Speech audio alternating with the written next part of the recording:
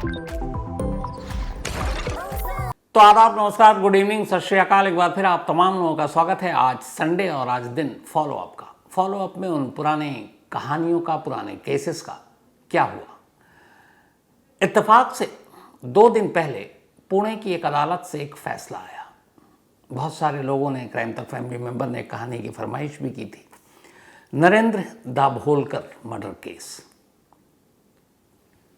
वो केस जिसने अपने दौर में कोहराम मचा दिया था। वजह ये थी कि नरेंद्र दाभोलकर वो शख्स थे जो शायद पहले ऐसे शख्स थे जिन्होंने अपने देश में तर्क, साइंस, धर्म, पाखंड, जादू टोना, तंत्र मंत्र, ताबीज़, इन सारे गोरख धंधों को लेकर आवाज़ उठाई थी। बहुत सारी किताबें लिखी, एक मुहिम, एक अभियान चलाया। और ये वही नरेंद्र दाभोलकर हैं जिनकी वजह से महाराष्ट्र इंडिया का पहला ऐसा स्टेट बना जहां अंधविश्वास विरोधी कानून इम्प्लीमेंट हुआ। मतलब अंधविश्वास फैलाना एक सज़ा है। ये पहला स्टेट था अपने इंडिया का। 11 साल के बाद, बल्कि 10 साल 8 महीने के बाद एक फ़ैसला आया। लेकिन इस फैसले पर जाऊं उससे पहले इस केस के बारे में चंद चीज़ें आपको बताएंगे तो आंखें खुल जाएंगी आपकी। इस केस पे जिस पिस्टल से गोली चली, उस पिस्टल के बारे में सीबीआई को जानकारी मिली कि कातिलों ने उस पिस्टल के टुकड़े कर उसे समंदर में फेंक दिया। अब समंदर से कैसे पिस्टल को ढूंढा जाए? सीबीआई ने बड़ी कोशिश की। महाराष्ट्र सरकार, महाराष्ट्र एटीएस, स्टेट गवर्नमेंट, फिर सीबीआई। तो सीबीआई ने कहा कि हम इसको ढूंढेंगे। ढूंढने के लिए दुबई की एक कंपनी को हायर किया और कहा कि अब इतने विशाल समंदर से आप हमें पिस्टल ढूंढ के दीजिए जिससे गोली चली और जिससे नरेंद्र दाभोलकर का कत्ल हुआ। दुबई की उस कंपनी ने कुछ खास मशीनें मंगाई कहीं और से। उन मशीनों को भारत और उस समंदर के पास अपने मुंबई के करीब लाने पे जो मशीनों का जो हमें एक्साइज देना था वो करीब 95 लाख रुपीस पड़ रहा था। 95 लाख रुपए सिर्फ एक्साइज देना था। खैर सीबीआई ने अपील की अपने यहाँ कि भैया छोड़ दो ये 95 लाख। वो 95 लाख माफ़ कर दिया गया। वो मशीन आई, उसके बाद समंदर में उस पिस्टल को ढूंढने की कवायद शुरू हुई। काफ़ी वक्त लगा, फिर पिस्टल मिल गई। उस पिस्टल को उसके बाद सीबीआई ने भेजा फॉरेंसिक लैब। लगा के साफ सब कुछ सुलझ गया। फॉरेंसिक लैब से रिपोर्ट आई कि मौका वारदात से जो गोली के खोखे मिले, जो नरेंद्र दाभोलकर के जिस्म में गोलियां मिली और जिस पिस्टल से वो गोली चली, और ये जो पिस्टल आप समंदर से ढूंढ कर लाकर हमें आपने दिया है, ये वो पिस्टल नहीं है। पिस्टल किसी और गोली से चली है। फॉरेंसिक की ये रिपोर्ट सीबीआई के लिए सबसे बड़ा झटका था। उसकी वजह यह है कि आपकी आंखें खुल जाएंगी कि इस केस में इस एक सबूत को ढूंढने के लिए, इस एक पिस्टल को ढूंढने के लिए सीबीआई ने कुल 7.5 करोड़ रुपए खर्च किए थे। 7.5 करोड़ रुपीस। और 95 लाख जोड़ दीजिए तो करीब 8.5 करोड़ हो जाता है। और ये पैसे सीबीआई ने, महाराष्ट्र सरकार ने, महाराष्ट्र एटीएस ने, इन सब ने अपने अपने फंड से दिए। तो एक पिस्टल को ढूंढने के लिए 7.5 करोड़ रुपए खर्च हुए और वो खर्च भी बेकार गए क्योंकि वो पिस्टल ही नहीं थी जिसे समंदर से निकाला गया था। ये पहली चीज़ थी इस केस की। अभी तो बहुत सारी बातें हैं। ये वो केस है जब नरेंद्र दाभोलकर का कत्ल हुआ, उसके कुछ घंटे बाद ही सबसे पहले पुणे पुलिस ने 2 शूटर को गिरफ्तार कर लिया। उनके नाम थे मनीष नागोरी और विकास खांडेलवाल। पुलिस ने कहा केस सुलझ गया। थोड़ा वक्त बीता। उसके बाद यही पुलिस पहुंचती है कोर्ट में कहती इनके खिलाफ कोई सबूत नहीं है, चार्जशीट दाखिल नहीं करती, दोनों बरी। कुछ वक्त बीतता है। गोवा में अब 2 शूटर को गिरफ्तार किया जाता है और इस बार कहा जाता है कि इन्होंने नरेंद्र दाभोलकर का मर्डर किया है। इनके नाम थे मुमताज़ मुन्ना भाई और रसूल अंसारी। लेकिन शुरुआती जांच के बाद ही पता चल जाता है कि ये दोनों है ही नहीं। तो कभी उनके खिलाफ चार्जशीट दाखिल ही नहीं हुई, दोनों बरी। तो अब तक 2 अलग अलग इंसिडेंट में 2 और दूनी 4 शूटर आए, चारों बाहर। तीसरी बार फिर आते हैं सामने और इस बार सीबीआई कहती है, क्योंकि मामला बाद में सीबीआई को दिया गया, कि हमने असली शूटर को पकड़ लिया। इस बार 2 शूटर के नाम आए विनय पवार और सारंग अकोलकर।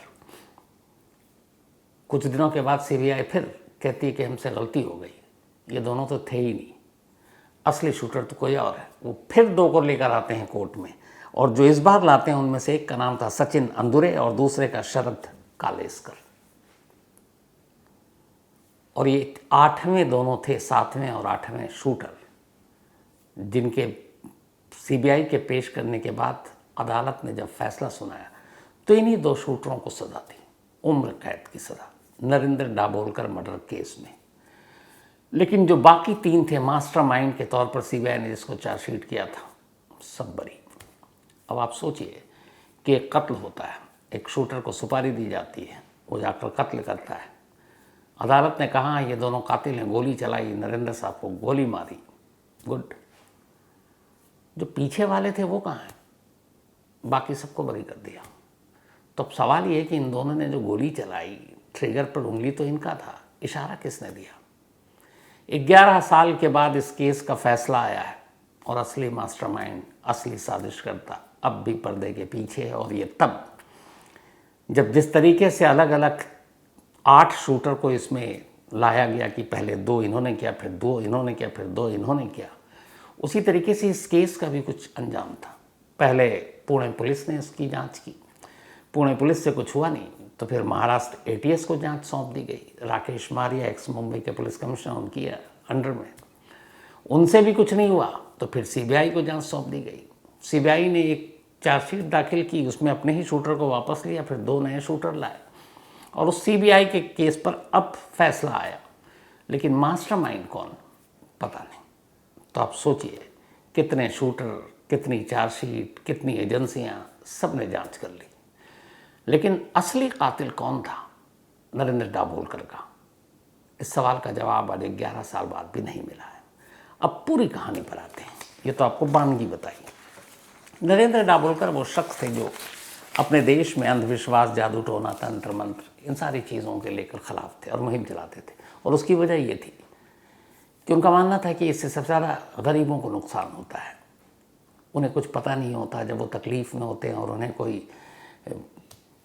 कोई भी ऐसे तंत्र मंत्र और इसके सहारे, ताबीज़ के सहारे या किसी जादू टोना के सहारे एक उम्मीद दिखाता है कि सब तुम्हारे घर में ठीक हो जाएगा, तो वो उसकी तरफ दौड़ पड़ते हैं, फिर वो उनको लूटता है। तो ऐसे लोगों के ख़िलाफ़ एक्शन लेना चाहिए। और फिर वो साइंस की बात करते थे, तर्क की बात करते थे। तो बहुत सारे लोग दुश्मन हो गए जो इस पूरे मार्केट में थे काला जादू और अंधविश्वास के।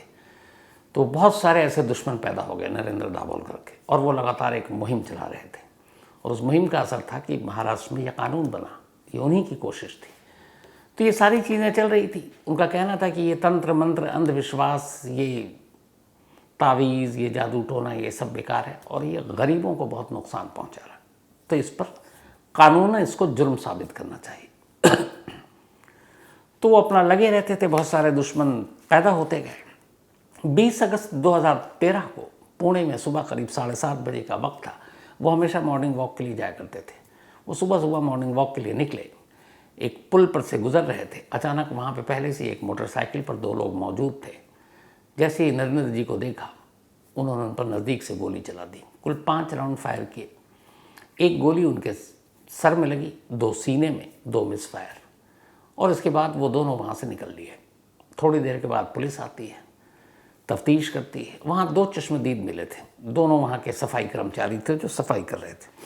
पर उन दोनों ने बड़ी धुंधली सी, मतलब तस्वीर के तौर पर उन दोनों का चेहरा देखा, क्योंकि जब गोली चल रही थी वहाँ से काफ़ी दूर थे। पर उन्होंने कहा कि हम पहचान लेंगे, लेकिन शक्ल ठीक से याद नहीं, क्योंकि बहुत करीब से देखा नहीं। पुलिस ने वहाँ से कुछ खोखे उठाए, कुछ गोलियों के। फिर नरेंद्र दाभोलकर को अस्पताल ले जाया गया। 3 घंटे बाद 2 लोग अरेस्ट हो गए, और 3 घंटे बाद जो 2 लोग अरेस्ट हुए वो पहले 2 शूटर थे, जिनके नाम थे मनीष नागौरी और विकास खंडेलवाल।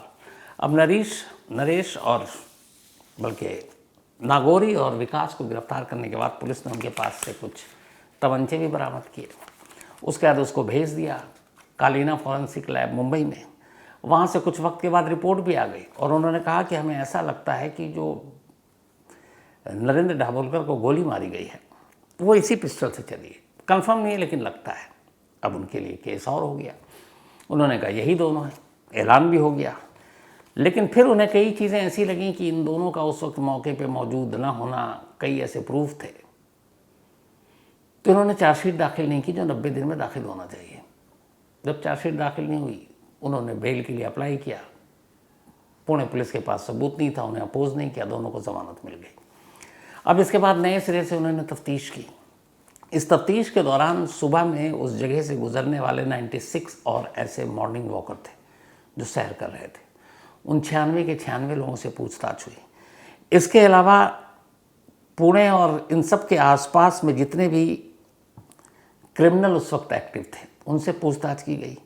जेलों में बंद 2000 से ज़्यादा क्रिमिनल से पूछताछ की गई। करीब 15,000 लोग जिनसे ज़रा भी लगा कि इनसे कोई दुश्मनी या इनके इस अंधविश्वास के वो खिलाफ थे, उन 15,000 लोगों से बातचीत की गई। इतना ही नहीं, 110 CCTV कैमरे आसपास के पूरे खंगाले गए। और सबसे बड़ी बात ये कि इन सारों चीज़ों के साथ सारे करीब 8 crore phone call record data उसको भी खंगाला गया। 8 करोड़।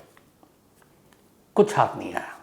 जो 2 चश्मदीद थे उन्होंने सिर्फ इतना बताया कि जो दोनों हमलावर थे वो एक काले रंग की मोटरसाइकिल पर आए थे और उन्हें हल्का सा याद है उस काले रंग की मोटरसाइकिल का नाम था नंबर था 7756 7756। अब पुलिस ने 7756 नंबर की जितनी मोटरसाइकिल पुणे उसके आसपास थी उन सबको भी खंगाल डाला। कोई फायदा नहीं हुआ। इसी दौरान में वक्त बीत रहा था, उधर धरना प्रदर्शन शुरू हो गया क्योंकि नरेंद्र दाभोलकर एक बड़ी हस्ती थे जो लगातार बड़े बड़े लोगों के खिलाफ आवाज़ उठा रहे थे, क्योंकि उनका मानना था कि अंधविश्वास की दुकान के पीछे बड़े बड़े लोग हैं, बहुत सारे नेता शामिल हैं और तर्क वितर्क और साइंस और धर्म की बात करने की वजह से बहुत सारे ऐसे धार्मिक संस्थान उनके खिलाफ हो गए थे, दोनों तरफ से, हिंदू भी मुस्लिम भी, क्योंकि उन्हें लगता था उनकी दुकानें बंद हो जाएंगी। तो उसको लेके ये सब कुछ चल रहा था। फिर उनकी धरना प्रदर्शन लोगों के गुस्से को रोकने के लिए महाराष्ट्र सरकार ने उसी वक्त ये अंधविश्वास उन्मूलन कानून भी लागू कर दिया और ये उनके एक तरह से श्रद्धांजलि थी। लेकिन कुछ हुआ नहीं। फिर थोड़ा वक्त बीता। उसी दौरान में एक स्टिंग ऑपरेशन हो गया वहाँ के पुणे के एक बड़े आला पुलिस अफसर का जो इस दाभोलकर केस को देख रहे थे, दाभोलकर जी के। तो उनसे पूछा गया कि केस कहाँ तक पहुँचा। उन्होंने मालूम नहीं था उन्हें कि स्टिंग हो रहा। उन्होंने कह दिया कि हम केस सॉल्व करने की हर जतन कर रहे हैं। ये जो मैंने बताया कि इतने करोड़ फ़ोन, इतने CCTV, 15,000 लोगों से पूछताछ, जेल में बंद कैदियों से पूछताछ, और साथ में हम तंत्र मंत्र का सहारा भी ले रहे हैं कि शायद कोई आत्मा आकर भूत बता दे कि कातिल कौन है। अब ये रिकॉर्ड हो गया, ये चल गया। अब आप सोचिए कि एक शख्स जो पूरी ज़िंदगी अंधविश्वास के खिलाफ लड़ता रहा और अंधविश्वास की वजह से मारा गया, उस केस की जांच के लिए पुलिस अफसर कह रहा कि हम उसी अंधविश्वास का अब सहारा ले रहे हैं, बाकी कोई हमें सबूत तो मिल नहीं रहा है। जैसे ही उन्होंने कहा फौरन उनको शो कॉज नोटिस मिला, हटा दिया गया इस केस से। उसके बाद ये मामला महाराष्ट्र ATS को सौंपा गया और इसकी अगुवाई की राकेश मारिया, तेज तर्रार IPS, मुंबई के पूर्व पुलिस कमिश्नर। अब उसके बाद जब ये हुआ तो फिर इसमें 2 लोगों को, जैसे ही ATS आई, 2 शूटर को गिरफ्तार करती और कहती case solve, Narendra Dabholkar murder case को सुलझा लिया। जो 2 शूटर थे उनमें से एक का नाम था मुमताज़ नहीं, विनय पवार और सारंग अकोलकर। अब विनय पवार और सारंग अकोलकर ये वो थे कि जब इन्हें गिरफ्तार किया गया और इन्होंने कहा कि हाँ जी एक्सेप्ट भी कर लिया, फिर एक बार इनको कोर्ट में पेश किया गया। जब कोर्ट में इनको पेश किया गया तो अदालत के सामने इन दोनों ने खड़े होकर कहा कि साहब, बल्कि ये दोनों शूटर का नाम मैंने गलत लिया, ये विनय पवार और सारंग अकोलकर नहीं, बल्कि मनीष नागौरी और इसके साथ विकास। इन्होंने अदालत के सामने खड़े होकर ये स्टेटमेंट दे दिया कि साहब हमने तो कोई कत्ल किया नहीं, बल्कि हमें महाराष्ट्र ATS के उस वक्त के चीफ, इस केस के इंचार्ज राकेश मारिया ने धमकी दी थी कि तुम्हारे पूरे परिवार को ख़त्म कर देंगे, इसलिए इस जुर्म को एक्सेप्ट कर लो। तो हमने कर लिया, वरना हमारा इस मर्डर से कोई लेना देना नहीं। अब जब उन्होंने कहा तो फिर बवाल मच गया, ATS से सवाल पूछे गए। तब तक अब नरेंद्र दाभोलकर जी के बच्चों को लगा कि एक बेटा और एक बेटी, कि पता नहीं इस केस का क्या होगा। वो पहुंच गए बॉम्बे हाई कोर्ट। उन्होंने कहा कि हमें पुणे पुलिस या महाराष्ट्र ATS पर भरोसा नहीं है, आप CBI को जांच दे दीजिए। इसी के बाद करीब 3 साल बाद ये मर्डर केस के 2013 में हुआ था, 2016 में बॉम्बे हाईकोर्ट के आदेश पर सीबीआई को इस मामले की जांच सौंप दी गई। अब सीबीआई जांच करती रही, लेकिन सीबीआई के भी हाथ कुछ नहीं लगा। सीबीआई जांच कर रही है, हाथ कुछ नहीं लग रहा है। इसी दौरान कर्नाटक की एसआईटी से एक इंफॉर्मेशन मिलती है, कर्नाटक पुलिस से। होता यह है कि कर्नाटक में एक के बाद एक, बल्कि 3 ऐसे लोगों का कत्ल होता है जो उसी लाइन पर काम कर रहे थे जिस लाइन पर नरेंद्र दाभोलकर जी कर रहे थे, यानी तर्क वितर्क, साइंस, अंधविश्वास और ये सारी चीज़ें। तो वहीं पे एक जर्नलिस्ट थी जो इस पे काम कर रही थी, गौरी लंकेश, याद होगा ये नाम आपको। 5 सितंबर 2017 को गौरी लंकेश की हत्या कर दी गई। इस सिलसिले में कर्नाटक पुलिस की एसआईटी ने जब अपनी जांच की तो उन्होंने पाया कि जिस पिस्टल से गोली चली है और जो लोग इसमें शामिल हैं, वही लोग इस कत्ल से करीब 4 साल पहले हुए नरेंद्र दाभोलकर मर्डर केस में भी शामिल थे। बल्कि उसके बाद उन्होंने एक पैटर्न निकाला। ये पहला खुलासा था।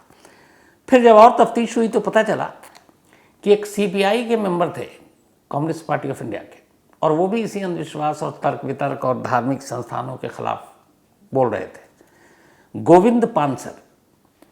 इनका भी मर्डर 16 फरवरी 2015 को किया गया था और उसमें भी यही गैंग शामिल था जो नरेंद्र दाभोलकर के मर्डर केस में थे। और तफ्तीश हुई तो पता चला कि एक और एकेडमिक थे, शिक्षाविद, जो इसी अंधविश्वास के खिलाफ काम कर रहे थे, MM कलबुर्गी। 30 अगस्त 2015 को इनका भी मर्डर हो गया। तो इन 3 कत्ल ने, गोविंद पानसर, कलबुर्गी और गौरी लंकेश, कर्नाटक एसआईटी की टीम ने जितनी चीज़ें निकाली उसके बाद ये हुआ कि लगभग वही हथियार का इस्तेमाल नरेंद्र दाभोलकर मर्डर केस में होता। और पहला मर्डर नरेंद्र दाभोलकर का हुआ था 2013 में, उसके बाद दूसरा हुआ फिर 15 एंड 17 में। तब उसके बाद महाराष्ट्र एटीएस, फिर सीबीआई, इन लोगों ने जांच की। तो फिर जब जांच की तो अब सीबीआई ने फिर इसके बाद 2 लोगों को पकड़ा, क्योंकि कर्नाटक एसआईटी से जो इनपुट मिली कि ये लोग गोविंद पानसर और लोकेश के मर्डर केस में शामिल हैं। और ये 2 लोग थे, विनय पवार और सारंग अकोलकर। सीबीआई ने इनको पकड़ा, उसका तफ्तीश की तो पता चला नहीं ये उधर तो शामिल थे, पर इन दोनों का direct Narendra Dabholkar murder case में कोई रोल नहीं था। और अब सीबीआई ने एक नई चार्जशीट फाइल की। इसमें 5 लोगों के नाम थे। इसमें मेन साजिशकर्ता, जो नरेंद्र दाभोलकर मर्डर केस में पर्दे के पीछे जिसने सब कुछ इशारा दिया, जो कत्ल के लिए जिम्मेदार है, डॉक्टर वीरेंद्र सिंह तावड़े। ये एक सनातन संस्था चलाते हैं और ये अंधविश्वास और इन सारी चीज़ों के जो खिलाफ हैं, तो उसमें उनका ये मानना है कि ये लोग धर्म पे हमला कर रहे हैं। तो इसको लेकर इनकी दुश्मनी। तो सीबीआई ने ये सारी चीज़ें निकाली जब ये 4 मर्डर केस गौरी लंकेश से लेकर सभी कलबुर्गी की। तो फिर चार्जशीट में अब 5 नाम आए और इन 5 नामों में से मेन साजिशकर्ता के तौर पर आरोपी नंबर 1 बने डॉक्टर वीरेंद्र सिंह तावड़े। इसके अलावा विक्रम भावे और संजीव पुनालेकर, इनमें से एक वकील है। कहा गया कि इन लोगों ने साजिश रची और 2 शूटर को पैसे दिए, और ये 2 शूटर थे सचिन अंदुरे और शरद कालस्कर। सीबीआई की चार्जशीट के हिसाब से डॉक्टर वीरेंद्र सिंह तावड़े के इशारे पर शूटर सचिन और शरद ने मिलकर गोली चलाई, जिससे ये पूरे इस मर्डर को अंजाम दिया गया। अब ये चार्जशीट दाखिल कर दी सीबीआई ने। इसके बाद पिछले 3 साल से इसी के ऊपर मुकदमा चला। अच्छा, इधर तो डॉक्टर वीरेंद्र सिंह तावड़े ये ऑलरेडी एक दूसरे मर्डर केस में पहले से जेल में बंद, मुकदमा चलता रहा और आखिरकार 2 दिन पहले, 3 दिन पहले बल्कि, ये थर्सडे को, बल्कि नहीं फ्राइडे को, पुणे की एक सेशन कोर्ट ने अपना फैसला सुनाया। नरेंद्र दाभोलकर मर्डर केस के 11 साल के बाद, और सीबीआई के पास ये केस लगभग 8 साल 8 महीने रहा। अपना जो फैसला सुनाया उसमें कोर्ट ने कहा कि जो शूटर है सचिन अंदुरे और शरद कालस्कर, इनके खिलाफ भरपूर सबूत है, इसलिए इन दोनों को उम्र कैद की सज़ा दी जाती है। लेकिन इस शूटर को इशारा किसने दिया, असली साजिशकर्ता कौन है, इसके बारे में सीबीआई कोई पुख्ता सबूत इस अदालत के सामने नहीं रख पाई और न ही सरकारी वकील उस ठोस तरीके से इस केस को रख सके जिससे अदालत कन्विंस हो कि हाँ, इसके पीछे डॉक्टर वीरेंद्र सिंह तावड़े, विकास भावे या संजीव पुनालेकर का भी हाथ है। और इसीलिए अदालत सबूतों के अभाव में मेन साजिशकर्ता डॉक्टर वीरेंद्र सिंह तावड़े, विक्रम भावे और संजीव पुनालेकर को बरी करती है। नरेंद्र दाभोलकर के मर्डर केस के 11 साल के बाद 2 शूटर को तो सज़ा मिल गई, लेकिन मास्टरमाइंड सब बाहर। अब आप बताइए कि शूटर ने गोली चलाई तो कोई तो होगा भैया जिसने हुक्म दिया, लेकिन क्या पुणे पुलिस, क्या महाराष्ट्र ATS और कमाल की अपनी क्या CBI, कोई इसको साबित नहीं कर पाई।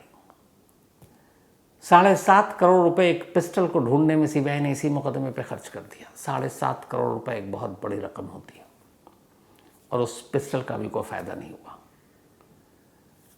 और केस कहाँ है? 2 शूटर को उम्र कैद की सजा देकर नरेंद्र दाभोलकर मर्डर केस में इंसाफ हो गया, ऐसा बिल्कुल नहीं कहा जा सकता, और है भी नहीं। ये सवाल अब भी है कि आखिर दाभोलकर का असली कातिल कौन है। उनके बच्चों को यही है कि इंसाफ तो हुआ ही नहीं, क्योंकि जिस शख्स ने जान ली, जिस शख्स ने हुक्म दिया, वो तो सब बरी हो गए। और उससे भी बड़ा ये कि इसके साथ जो एक साथ 4 कत्ल की कड़ियाँ एक साथ जो जुड़ी हैं, उन चारों कत्ल में क्या हुआ? नरेंद्र दाभोलकर के अलावा गोविंद पानसर, कलबुर्गी और गौरी लंकेश, जबकि ये शुरू से है कि ये चारों कत्ल के तार एक दूसरे से जुड़े हुए हैं। लेकिन इतनी जांच, इतना सब कुछ करने के बावजूद हमारी सारी एजेंसियां नाकाम रही, और मास्टरमाइंड शायद बाहर मुस्कुरा रहा होगा कि देखा कैसे हम लोग कानून और इंसाफ को रौंदते हैं, उन्हें बेवकूफ़ बनाते हैं। तो ये थी आज की फॉलोअप। अब आपसे मुलाकात होगी कल यानी संडे अपनी नॉर्मल कहानी के साथ। तो तब तक अपना और अपनों का ख्याल रखिएगा। Thank you very much.